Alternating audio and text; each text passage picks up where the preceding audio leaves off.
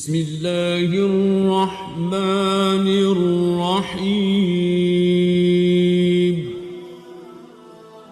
اب دوسری طرف کی سنیے، یونس علیہ السلام کو کچھ معلوم نہیں تھا کہ ان کی قوم کے ساتھ کیا ہوا۔ آپ تو غصے کی حالت میں بستی سے نکل کر سمندر کی طرف چلے آئے تھے۔ آپ ایک کشتی کی طرف آئے، اس میں سواریاں اور ساز و سامان لدا ہوا تھا۔ اللہ تعالیٰ سورۃ الصافات آیت 140 میں فرماتے ہیں، اذ ابق الى الفلك المشحون، جب وہ بھاگ کر بھری کشتی پر پہنچے۔ کشتی روانہ ہوئی، موجیں اٹھیں، سمندر میں طغیانی آئی، یوں لگتا تھا کہ بس ابھی غرق ہوئے۔ کہنے لگے بوجھ ہلکا کرو، اپنا ساز و سامان سمندر میں پھینک دو۔ چنانچہ انہوں نے اپنا ساز و سامان سمندر میں پھینک دیا۔ اس طرح کشتی کچھ ہلکی ہو گئی، لیکن ضرورت کے مطابق ہلکی نہ ہو سکی۔ اب وہ کہنے لگے کسی کو سمندر میں گرانا ضروری ہے تاکہ کشتی مزید ہلکی ہو جائے، ورنہ یہ ڈوب جائے گی۔ جلدی کرو، قرع ڈالو۔ جس کے نام کا قرع نکلتا جائے اسے سمندر میں گراتے جاؤ، اور بار بار یہ عمل دہراتے جاؤ یہاں تک کہ کشتی ہلکی ہو جائے۔ چنانچہ قرع ڈالا گیا۔ سب سے پہلے یونس علیہ السلام کا نام نکلا۔ سب کہنے لگے نہیں، یہ تو ایسے نہیں ہیں، ان کے چہرے پر تو سجدوں کے نشانات ہیں، انہیں رہنے دو، پھر قرع ڈالو۔ چنانچہ پھر قرع ڈالا گیا، پھر انہی کا نام نکلا۔ سب نے تعجب کیا۔ تیسری مرتبہ پھر قرع ڈالا گیا، اس بار پھر یونس علیہ السلام ہی کا نام نکلا۔ اللہ تعالیٰ سورۃ الصافات آیت 141 میں فرماتے ہیں، فساهم فكان من المدحضين، پھر قرآن اندازی ہوئی تو یہ مغلوب ہو گئے۔ ہر بار انہی کا نام نکلا۔ آخرکار ان لوگوں نے انہیں پکڑ کر سمندر میں گرا دیا۔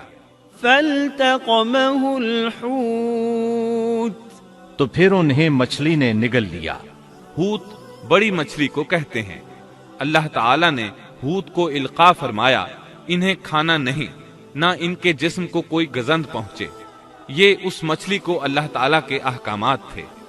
اللہ تعالیٰ سورۃ الصافات آیت 142 میں فرماتے ہیں، فالتقمه الحوت وهو مليم، تو پھر انہیں مچھلی نے نگل لیا اور وہ خود اپنے آپ کو ملامت کرنے لگے۔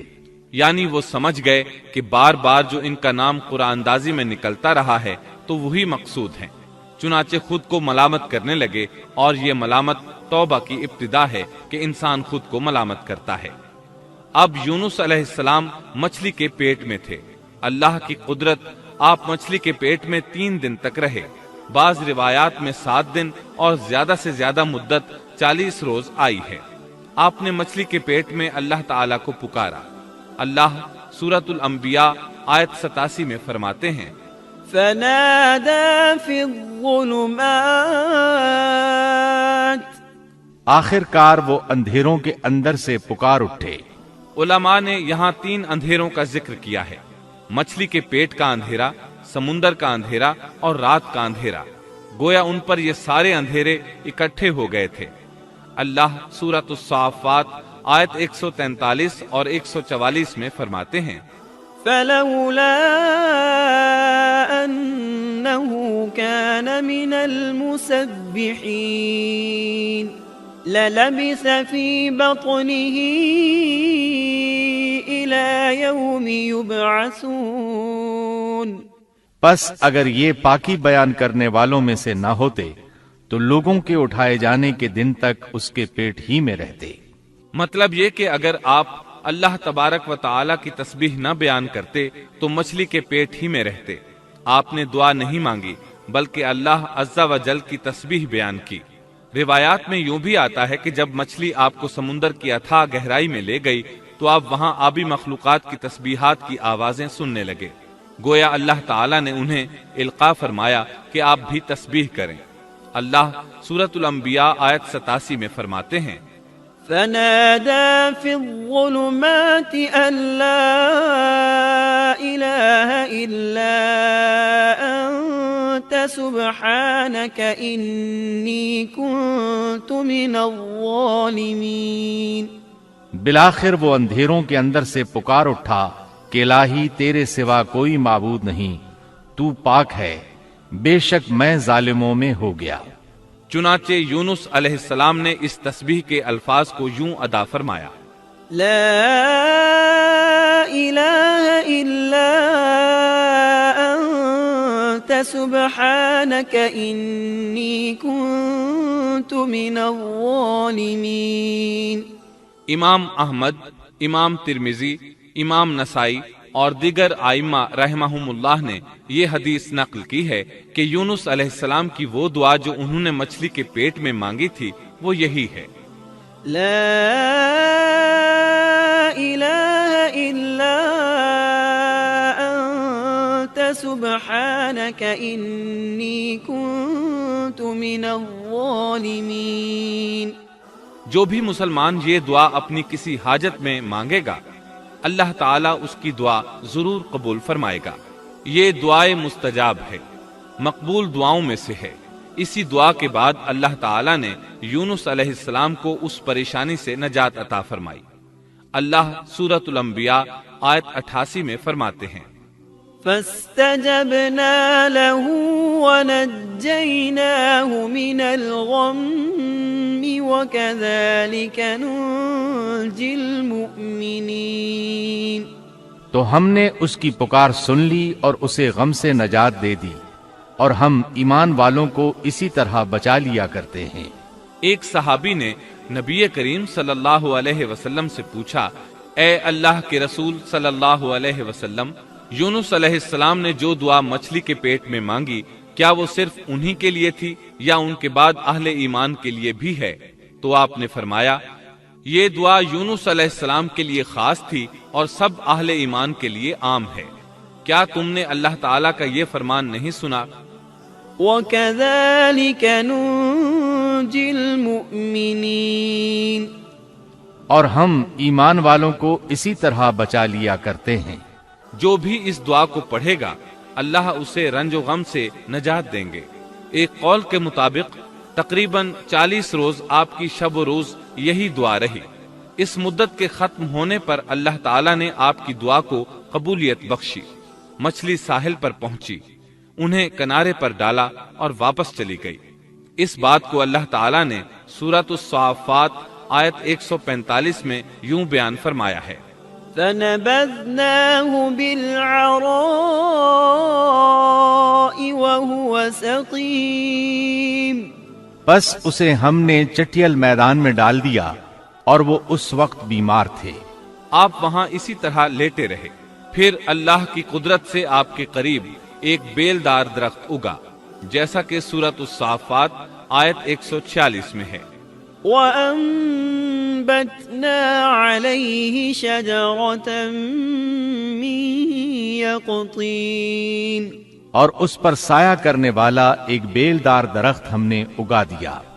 اس کدو کے درخت کے متعلق مورخین کا کہنا ہے کہ اللہ تعالیٰ نے اس درخت کا انتخاب اس لیے فرمایا تھا کہ اس درخت کے پتے چوڑے ہوتے ہیں، ان کے سائے میں انہیں ڈھانپ دیا گیا تاکہ ہوا سے اذیت نہ پہنچے، اس لیے کہ ان کے جسم سے جلد اتر گئی تھی۔ پھر اس درخت سے خوش کن خوشبو بھی آتی تھی، اس خوشبو نے انہیں فرحت بخشی۔ پھر کدو کی خوشبو میں ایک خصوصیت یہ تھی کہ حشرات الارض کو دور رکھتی ہے۔ اللہ تعالیٰ نے انہی خصوصیات کی وجہ سے اس بیلدار درخت کا انتخاب فرمایا تھا تاکہ آپ ہر طرح کی تکلیف سے محفوظ رہیں۔ یہ ہے اللہ کی قدرت، سبحان اللہ۔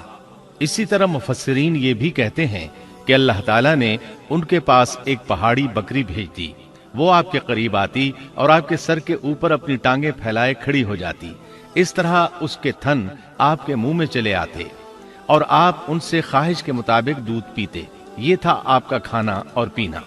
رفتہ رفتہ آپ کی حالت بہتر ہو گئی، توانا اور تندرست ہو گئے، پھر آپ اٹھنے کے قابل ہو گئے، اور یہ سب اللہ تعالیٰ کی مہربانی سے ہوا۔ جب آپ کی صحت لوٹ آئی تو اللہ تعالیٰ نے آپ کو پھر آپ کی قوم کی طرف بھیجا، جیسا کہ سورۃ الصافات آیت 148 میں ہے: وَأَرْسَلْنَاهُ إِلَى 100,000 أَوْ يَزِيدُونَ۔ فآمنوا فمتعناهم إلى حين اور ہم نے اسے 1,00,000 بلکہ اور زیادہ آدمیوں کی طرف بھیجا، پس وہ ایمان لے آئے اور ہم نے انہیں ایک زمانے تک عیش و عشرت دی۔ وہ سب کے سب آپ پر ایمان لے آئے تھے۔ اللہ تعالیٰ نے اس قصے کے ذریعے نبی کریم صلی اللہ علیہ وسلم کو اشارہ فرمایا ہے کہ دعوت دیتے ہوئے اکتانا نہیں۔ اللہ سورۃ القلم آیت 48 میں فرماتے ہیں، ولا تكن كصاحب الحوت اور مچھلی والے کی طرح نہ ہو جائیے۔ ان لوگوں کو دعوت حق دیتے رہیے۔ دیکھیے وہ سال ہر سال دعوت دیتے رہے لیکن اکتائے نہیں، ان سے مایوس نہیں ہوئے۔ ان کی پوری بستی میں سے ایک بھی ان پر ایمان نہیں لایا تھا، لیکن جب ان سے مایوس ہو گئے تو انہیں اللہ کے عذاب سے آگاہ کر دیا اور منہ پھیر کر چل دیے تو وہ سب کے سب ایمان لے آئے۔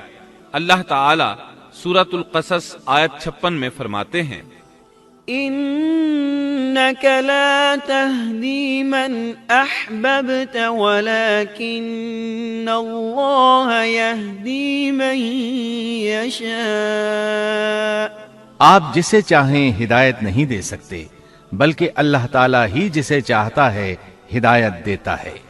اس قصے میں بہت بڑا سبق ہے کہ کسی بھی حالت میں اللہ کی رحمت سے مایوس نہیں ہونا چاہیے اور نہ ہدایت کے معاملے میں اپنی ذات پر بھروسہ کرنا چاہیے۔ ہدایت تو بس صرف اللہ تعالیٰ ہی کی طرف سے ہے، آپ کے ذمے تو پیغام حق پہنچا دینا ہے۔ اللہ سبحانہ و تعالیٰ کے ذمے ہدایت سے نوازنا ہے۔ اللہ تعالیٰ نے انہیں پاک صاف بنا دیا، انہیں چن لیا۔ اللہ خود ہی سورۃ القلم آیت 50 میں وضاحت فرماتے ہیں، فاجتباه ربه فجعله من الصالحين۔ اسے اس کے رب نے پھر نوازا اور اسے نیک لوگوں میں کر دیا۔ امام مسلم نے ایک حدیث روایت کی ہے کہ نبی کریم صلی اللہ علیہ وسلم نے فرمایا، لا ينبغي لعبد ان يقول انا خير من يونس بن متى۔